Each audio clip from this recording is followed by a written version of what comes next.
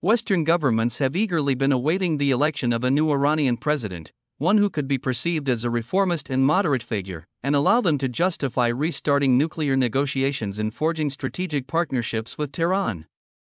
In recent weeks, Tehran received messages from the West, including during a secret meeting in Oman with advisors to U.S. President Joe Biden, that, even if it refused to contain its regional policies and its nuclear program, it should select a leader who could be portrayed as a moderate and reformist.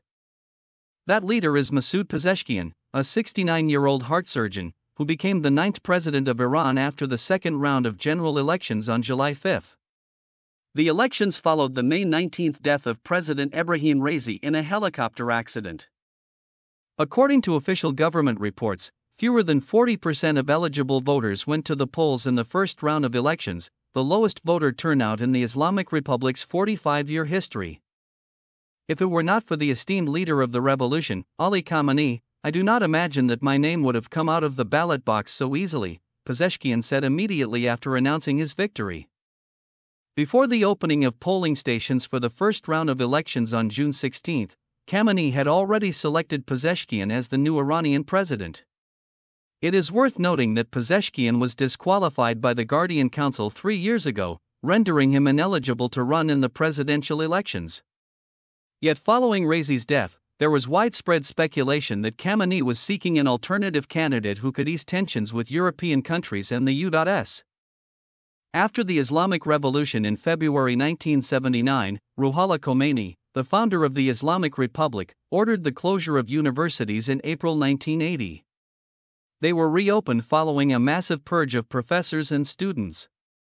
During an interview with Iranian State TV in 2014, Pezeshkian acknowledged his involvement in initiating the academic purge at the Tabriz University of Medical Sciences.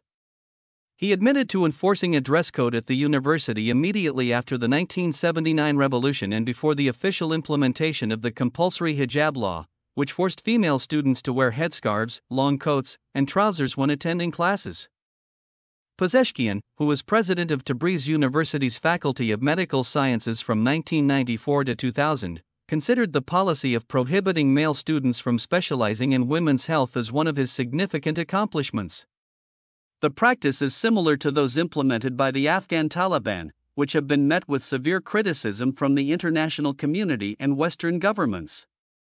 During President Khatami's second term, Pezeshkian held the position of health minister and faced multiple impeachment attempts by the Majlis, Iranian parliament, because of issues such as medicine shortages, medical tariffs, and excessive foreign trips. Using the term moderate to describe Pezeshkian, despite his poor human rights record during his tenure from 2001 to 2005, is perplexing. On June 23, 2003, Zahra Kazemi, an Iranian-Canadian photographer-journalist, was apprehended while preparing a report on the gatherings outside Tehran's Evin prison by the families of individuals detained during the mass demonstrations that occurred in the same month. Despite holding a permit from the Ministry of Culture and Islamic Guidance, Kazemi was taken into custody and died after spending 18 days in the hospital. The prison authorities claimed that Kazemi had sustained injuries either from an accidental fall or by purposefully hitting her head against the bars of her prison cell, leading to her being hospitalized. Prosecutor Saeed Mortazavi, who had issued Kazemi's arrest warrant, claimed that she died of a heart attack. The then health minister Pezeshkian categorized Kazemi's death as intentional and dismissed the allegations made by Kazemi's mother, who had mentioned signs of torture on her daughter's body. Pezeshkian asserted that he examined Kazemi's body and did not find any bruises or cuts on her face. That's although, in a report issued that year, the Majlis Investigative Commission referred to the injuries found on the photographer's body. Pezeshkian denied Canada's request to conduct its investigation into Kazemi's death, stating that Iran possessed sufficient expertise to examine the body and determine the cause of her death, and adding that the country prohibited foreign investigative teams from interfering. While many Western media outlets describe Pezeshkian as a reformist, he has repeatedly stated in his interviews since 2011 that he does not consider himself to be a reformist. I have said 100 times, and I say again, that I am not a reformist, Pezeshkian has said.